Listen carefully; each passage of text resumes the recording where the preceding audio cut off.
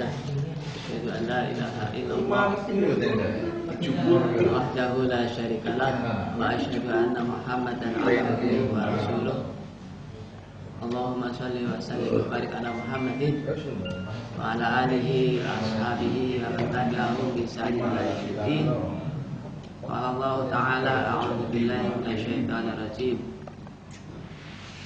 Ya ayyuhalladzina amanu ruk'u wasjudu wa'budu rabbakum wa'malul khaira la'allakum tuflihun. Shadaqallahul azim. Amma ba'd. Pimpinan Cabang Muhammadiyah dan Selatan yang saya hormati, Pimpinan Lanting Muhammadiyah Al-Mutik yang saya hormati, seluruh jemaah pengajian di Masjid Al-Hidayah yang saya hormati pula. Alhamdulillah pada kesempatan malam hari ini kita masih diberi kesempatan kesehatan oleh Allah Subhanahu wa taala sehingga bisa melaksanakan kajian rutin tiap 2 pekan ya, dalam bacaan lancar. Semoga apa yang kita laksanakan, yang kita kerjakan mendapat balasan dari Allah Subhanahu wa taala untuk kehidupan nanti di akhirat. Semoga Allah Subhanahu wa taala. Nah, karena itu meneruskan kajian kita kemarin pada Dzulhijjah kita bahas tentang kurban dan kaitannya dengan amaliyah di bulan Dzulhijjah. Kita melanjutkan pada bab kitabul waqfi, kitab wakaf. Jadi wakaf atau wakaf ya biasanya ya. Wakaf itu ada 2 pengertian, wakaf dalam membaca Al-Quran dan wakaf dalam hal ini adalah kaitannya dengan menasabkan suatu harta. Wakaf. Jadi wakaf itu bahasa Indonesia, bahasa Arabnya wakaf. Wakaf. Iya. Karena tulisannya itu wakfun, wakaf. Secara bahasa wakaf itu artinya al-habs, yaitu menahan atau berhenti. Artinya seseorang setelah harta itu diberikan kepada orang lain maka haknya itu berhenti dalam harta tersebut. Sedangkan secara bahasa di sini wakaf itu dalam pengertian najis tarjih itu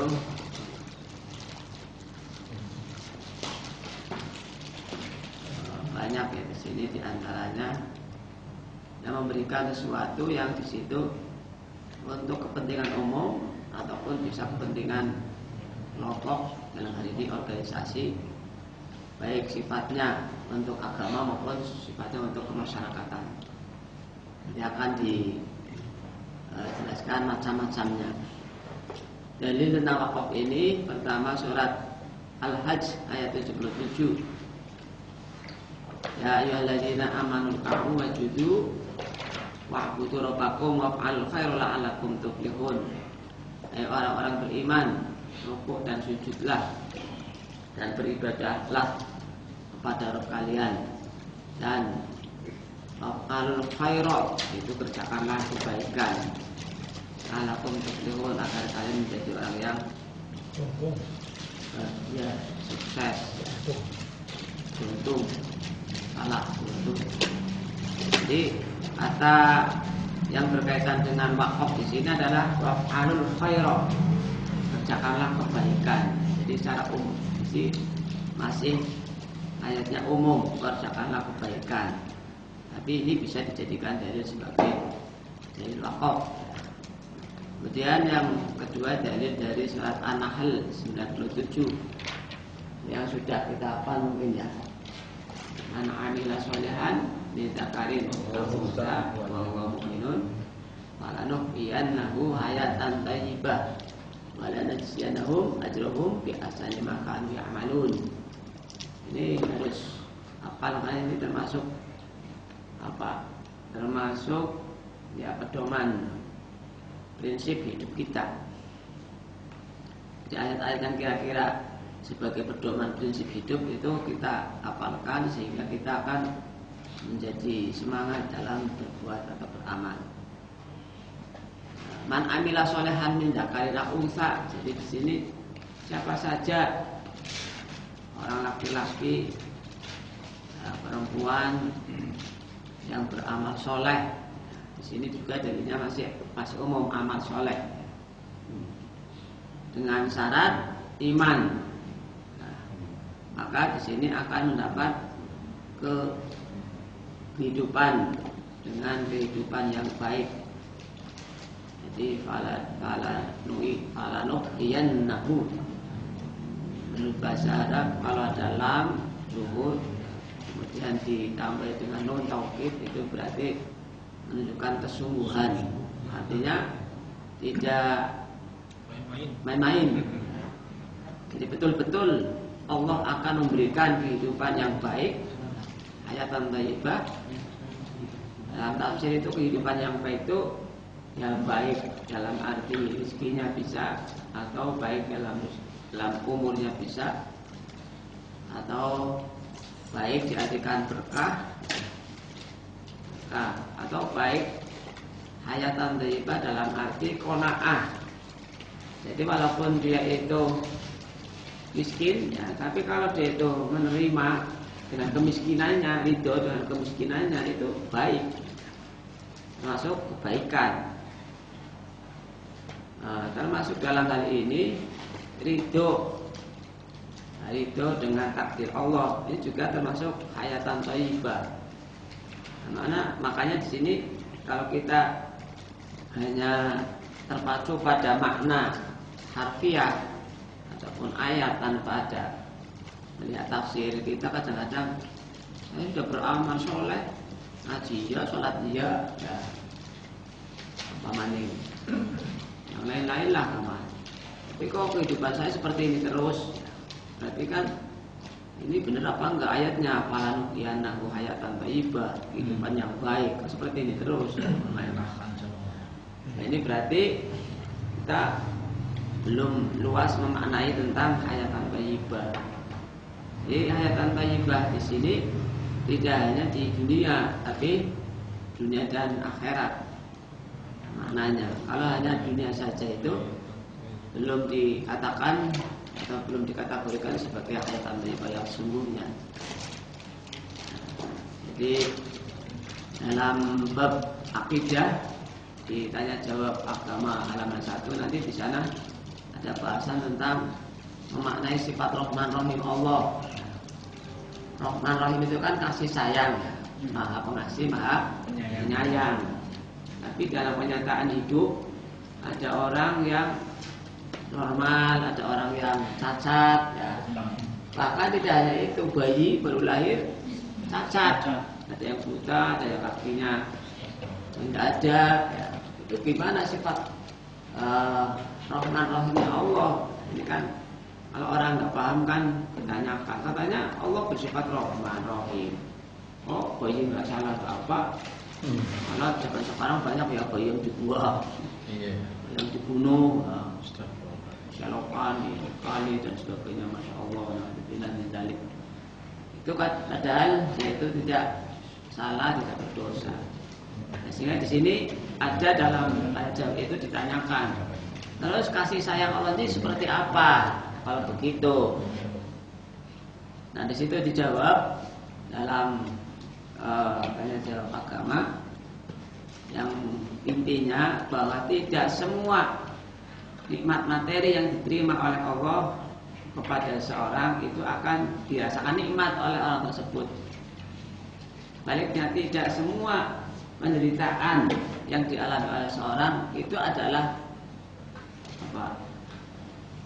sesuatu yang menyengsarakan manusia. Tidak semua musibah ataupun bala yang diterima oleh seorang itu menjadikan orang itu sengsara. Ya, karena ada orang-orang tertentu yang diberi nikmat banyak, hartanya banyak, mungkin mobil, rumah tanah sebagainya banyak, tapi nggak bisa merasakan atau tidak bisa menikmati materi seperti itu. Ada apa enggak kira-kira? Ada. Ya, ada ya. Kemarin saya itu kantor panitia OSE minta sumbangan ke salah satu orang pengusaha, ya, pengusaha di Kota Tegal yang ya termasuk pengusaha besar lah. Sampai di sana disuruh ngantri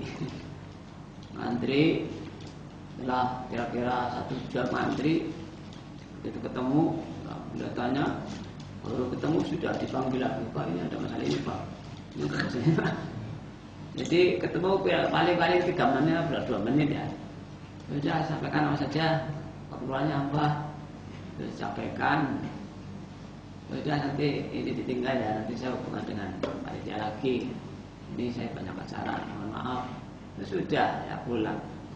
Saya dalam pikirannya, oh iya ya, orang banyak hartanya belum tentu hidupannya bahagia. Jadi seolah-olah dia itu diperbudak oleh dunia ya.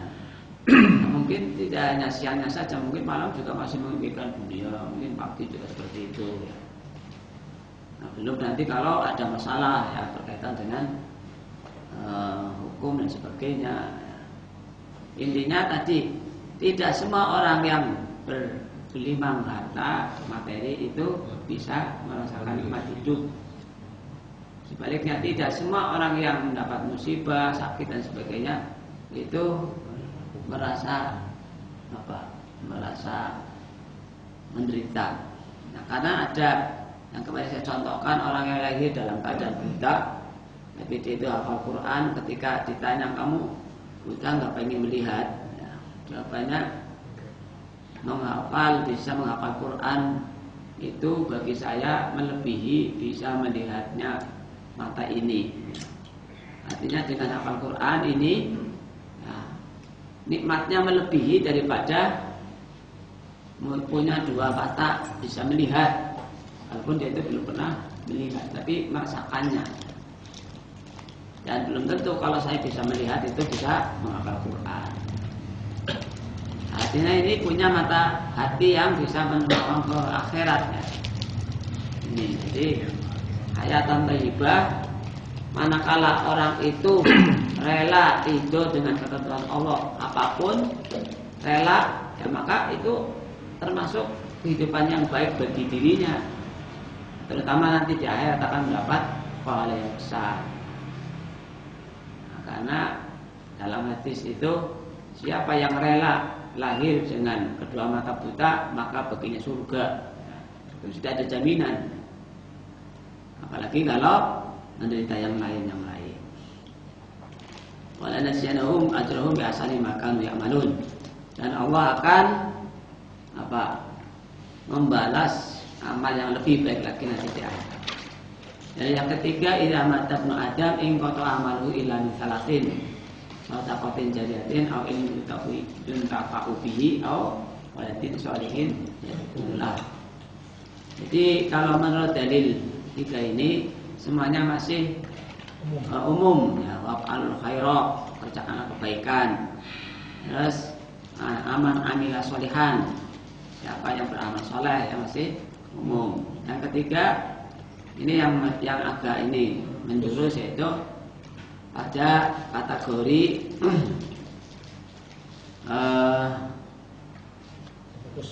sedaqatin jariyatin. Jadi sedaqah yang selalu mengalir pahalanya. Ini yang mungkin pas dengan pengertian wakaf atau wakaf ya. Wakfi. Saya bacakan kalau menurut kitab wakaf dalam himpunan putusan tarjih di sini, terjemahannya, jadi wakafkanlah sebagian barang milikmu yang berguna bagi umum, atau berusahalah engkau mengadakan barang yang akan engkau wakafkan dengan ikhlas karena Allah. Nah, terus tetapkanlah pahala yang baik yang tidak akan putus bagimu. Kalau kamu telah mewakafkan, maka tidak berhak bagi engkau atas barang itu, kecuali sebagian orang lain yang hanya berhak menggunakannya. Selanjutnya barang itu tidak boleh dijual, diberikan, dan tidak boleh diwaris.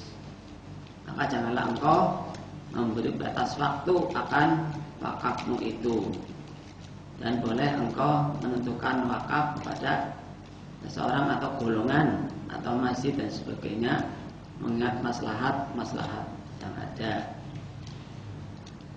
Kemudian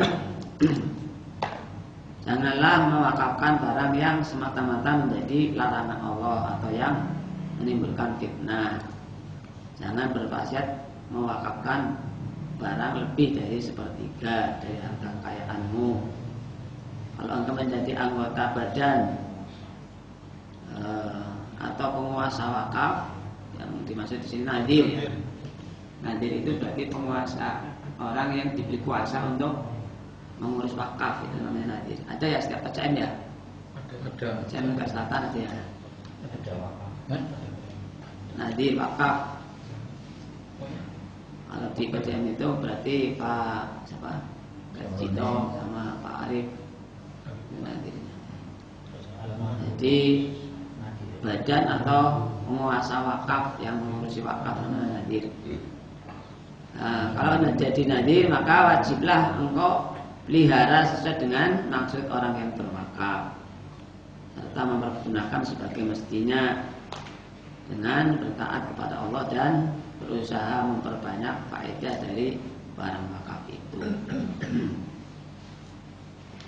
Terus di mana perlu kalau barang wakaf itu sudah lapuk atau rusak, bolehlah engkau menggunakan untuk lainnya yang serupa atau engkau jual dan engkau belikan barang lain untuk meneruskan wakafnya. Nanti ada contoh-contohnya. Nah, jadi ini satu masalah dulu. Di sini dijelaskan bahwa tidak boleh mewakafkan dengan batas waktu. Artinya kalau benda atau sesuatu itu diwakafkan harus lamanya. Tapi kalau dalam nanti dibahas, karena sekarang itu sudah berkembang namanya wakaf itu ya. Jadi macam-macam wakaf itu ada beberapa di sini. Ada wakaf khair. Wakaf khair itu artinya bagus, artinya kebagusan yang terus mengalir seperti tadi sedekah jariyah. Air mengalir. Ya. Contohnya seperti wakaf masjid, sekolah, rumah sakit. Jika berkaitan dengan agama, masjid, pondok pesantren, madrasah. Berkaitan dengan umum, rumah sakit, jalan, ya, jadi tanah untuk jalan, itu masuk wakaf. Sumur, ya, atau kebun umum banyak. Itu kebaikan yang terus menerus untuk umum, boleh untuk agama. Maka surat mana?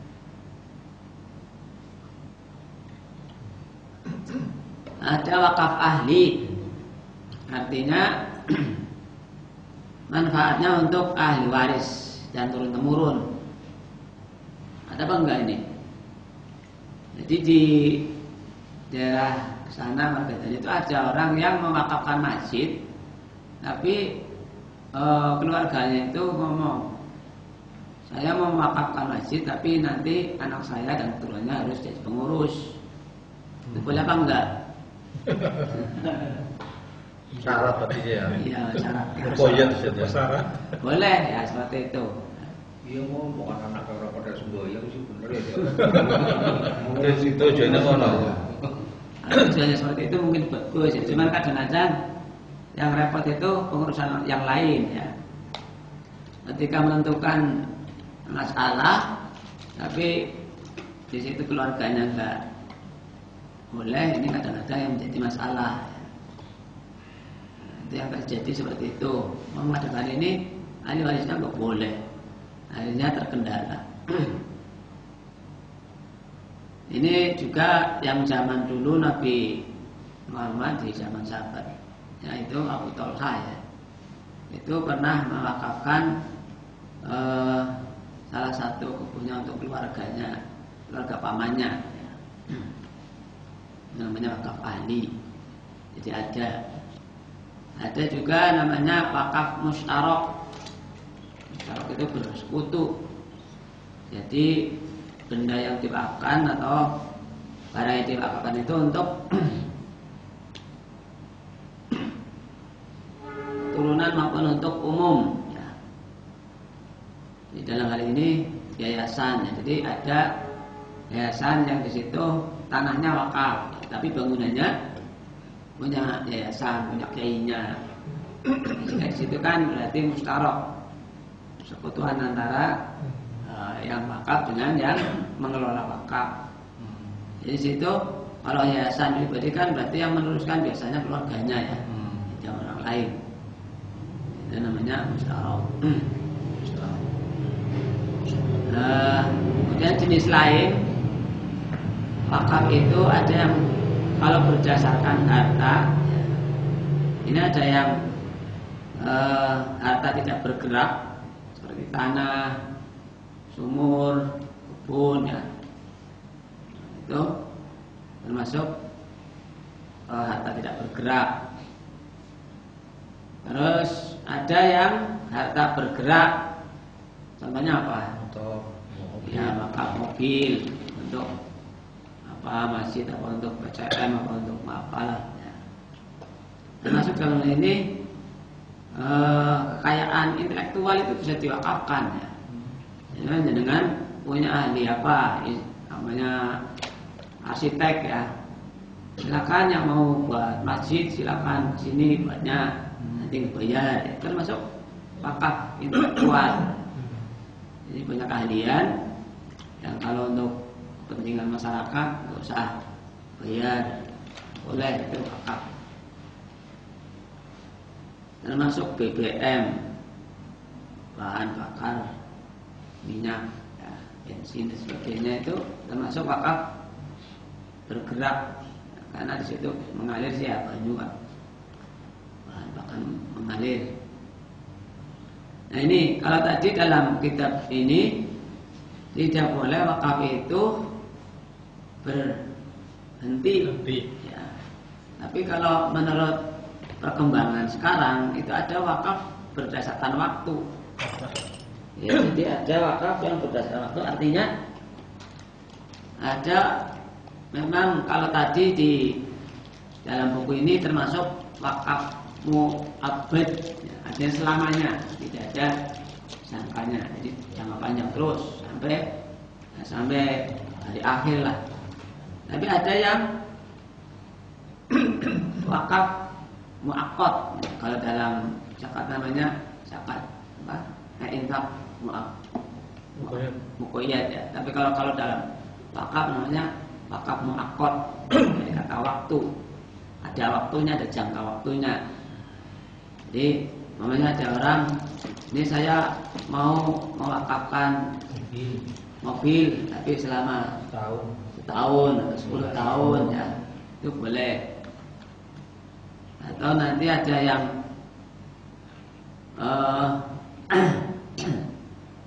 tadi BBM ya. Jadi ini ada di dalam pom bensin ada 4 selang. Nanti selangnya saya wakafkan satu selama sedang ada pembangunan SD Mutu namanya, atau di sini apa di Tegal Selatan pembangunan apa itu dari Sedikin ya, itu Sedikin ya. Hanya selama masjid ini belum selesai, saya wakafkan satu selang ini untuk hasilnya untuk pembangunan masjid ya.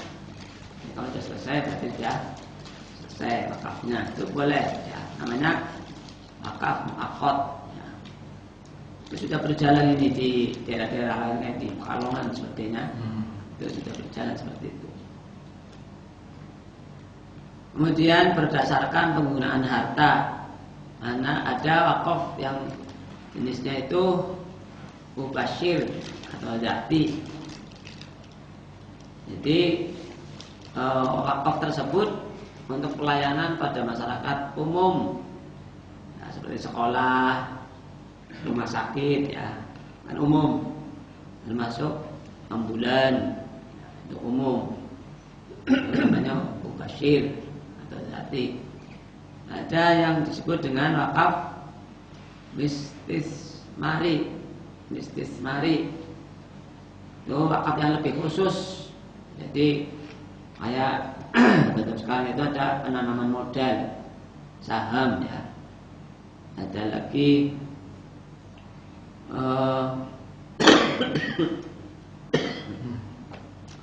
produksi pada barang. Nah, ini sudah ada undang-undangannya, undang-undang wakaf itu sudah ada di Indonesia itu. Jadi ada undang-undang wakaf nomor 41 ya, tahun 2004 dalam masuk dalam KHI itu apa? Kompilasi hukum Islam ya. Kompilasi hukum Islam. Itu pasal 216 dan 5 itu dalam undang-undang wakaf nomor 14 2004 juga dijelaskan ya. Jadi itu macam-macam wakaf.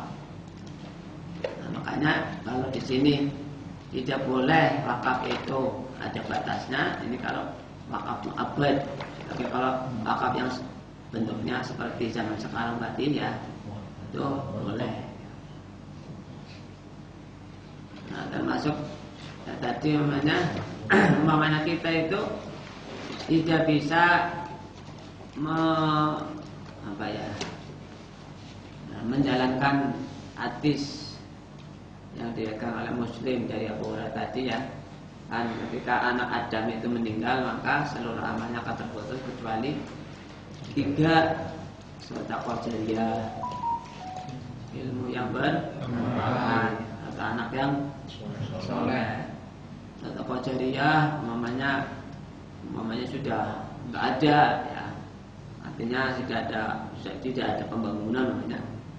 Nah, berarti dialihkan sedekah jariyah yang lain seperti umpamanya mengangkat anak angkat.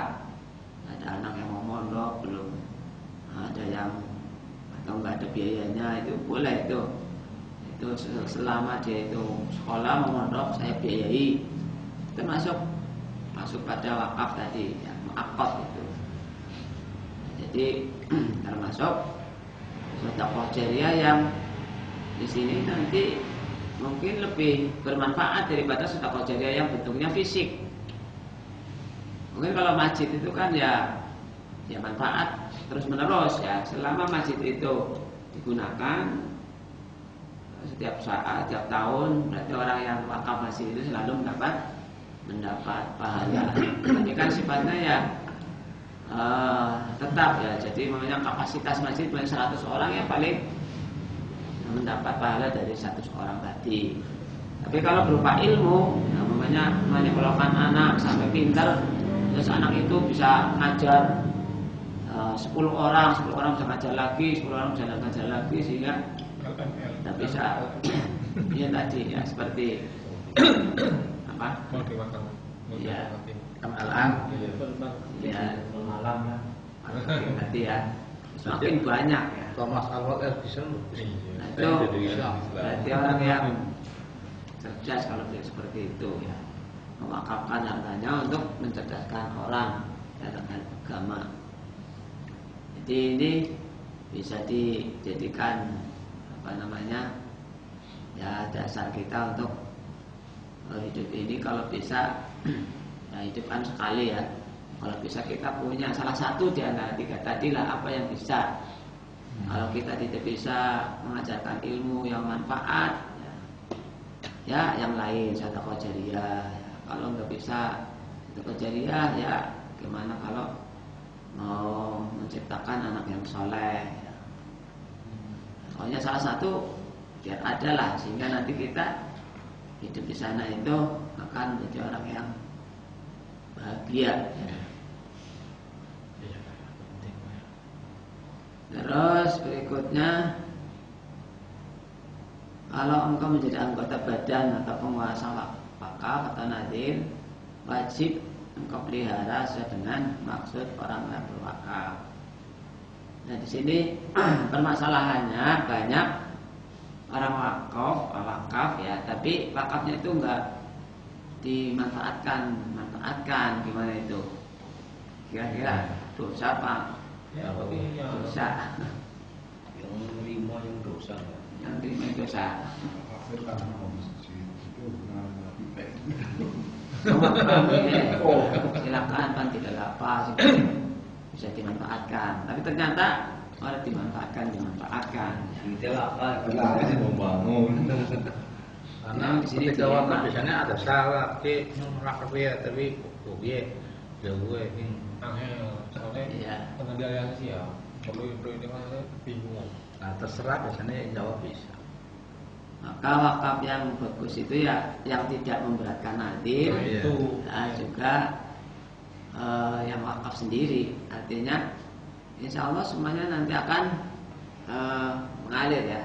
Jadi namanya wakaf tanah, dilihat tanahnya kira-kira gimana posisinya. Kalau memang susah untuk didirikan sebuah yayasan, masjid, madrasah dan sebagainya, lebih baik diserahkan dengan Tanpa syarat. itu iya syarat, Tanpa salah dah. ya, tanpa syarat.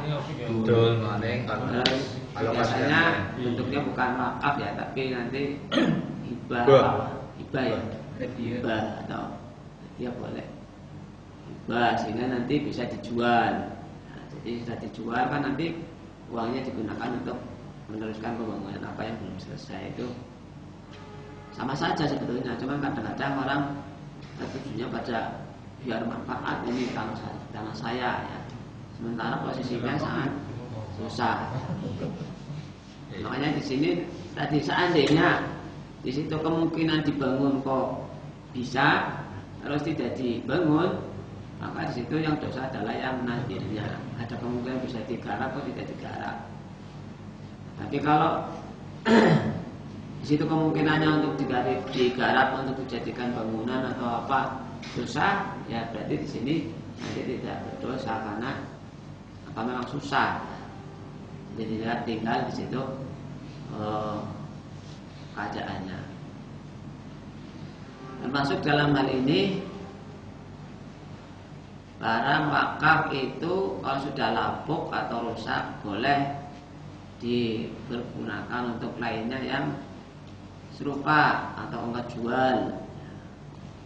Jadi yang terjadi biasanya begini, masjid kan dulu dari wakaf ya. Namanya bangunan memintanya itu wakaf untuk bangunan semen, ada yang bata, ada yang apalagi batu dan sebagainya, pasir. Ini karpet gimana? Kalau Ya, termasuk karpet, kalau ya. Nah, suatu saat masjid itu dibongkar. Nah, pertanyaannya bagaimana wakaf orang dulu yang sudah berikan hartanya ketika masjid itu sudah dibongkar? Apakah tetap dapat pahalanya berhenti? Panitia yang masjid yang bongkar atau gimana? Iya. Nah, ini kalau dalam buku ini sih ya boleh ya dirusak, dijual kalau memang sudah lapuk. Cuman biasanya kalau dilakukan kadang masih bagus ya. Tapi kalau memang sudah tidak layak ataupun sudah tidak muat jamaah, itu enggak masalah. Itu sih benar-benar gimana? Ya benar-benar kita kalau yang masih ada manfaat diteruskan, katakan masih bisa ya digunakan lagi. Kalau pasir apa? Ya, untuk uruk ya bisa. Nah, yang tidak bisa dijadikan meneruskan bangunan itu ya pokoknya dijual sebisanya, terus ya bagaimana lagi? Ya itu nanti diserahkan kepada Allah ya. Yang jelas kita itu tidak menginginkan bahwa wakaf seorang itu hilang ya, dengan perilaku kita. otomatiknya Allah. Iya. Terus ini yang berikutnya, jangan sampai harta benda wakaf itu tertimbun menjadi kanes. Kanes itu timbunan yang terkutuk. Nah, kalau perlu perongkosan dalam mengurus dan menjaga barang-barang wakaf itu dapat diambilkan dari hasil yang dapat dari wakaf itu atau diikhtiarkan sumber bantuan lainnya. Jadi boleh ya, namanya ada orang yang wakaf kebun umpamanya untuk apa sih, atau wakaf sumur umpamanya, terus bagian untuk pemeliharaan itu diambilkan dari hasil sumur itu atau dari hasil kebun itu boleh. Termasuk dalam hal ini memangnya wakaf untuk apa ya, tapi di situ ada hasilnya, itu boleh mengambil dari hasil sebagian untuk kehidupan, tapi tidak boleh menumpuk-numpuk, artinya tidak boleh berlebihan, sewajarnya saja. Termasuk di sini menimbun yang terkutuk, maksudnya apa? Kalau dalam dalilnya itu surat At-Taubah 34. Di qauli ta'ala walladzina yaknizuna dzahaba wal fiddah wa la yunfiquna fi sabilillah fabashshirhum bi'adzabin alim. Orang-orang yang menimbun emas dan perak, harta benda, sedang mereka tidak mempergunakannya di jalan Allah, maka beritahukanlah mereka dengan siksa yang pedih. Jadi dalam penjelasan yaknizuna dzahab, orang-orang yang menimbun emas dan perak, tidak mempergunakannya di jalan Allah, maka akan mendapatkan siksa. Jadi kalau melihat tafsirnya itu yaknizun itu dimaknai orang yang tidak memberikan zakat. Jadi ketika harta itu tidak dizakati, itu termasuk kategori yaknizun, orang yang menimbun harta. Tapi kalau harta tersebut sudah dizakati, maka tidak termasuk kategori yaknizun. Jadi walaupun harta itu di dalam bumi, ya asalkan harta itu sudah dizakati, itu tidak termasuk penimbunan harta. Sekalipun harta seorang itu bertumpuk-tumpuk, ya itu tidak disebut sebagai penimbun harta, asalkan harta tersebut sudah dizakati. Tapi kalau harta itu tidak dizakati, ya, walaupun tidak kelihatan, tetap menimbun harta. Itu pengertiannya atau tafsir dalam surat At-Taubah 34. Termasuk dalam hal wakaf di sini. Jadi tadi menerima wakaf, tapi wakafnya tidak dikelola dengan baik. Nah, maka di sini tanggung jawabnya memang berat dalam hal ini ya. Maka kalau menerima wakaf, kalau bisa orang yang mau wakaf diberi pengertian ya, diberi wawasan, Pak, kalau bisa ini tidak harus mensyaratkan untuk bangunan masjid ataupun apa, tapi silakan saja untuk apa saja yang bermaslahat ya, itu seperti itu, sehingga nanti tidak memberatkan bagi hadir, juga tidak tidak menghambat dari yang wakifnya yang punya harta tersebut. Sampai di sini ada yang ditanyakan, monggo.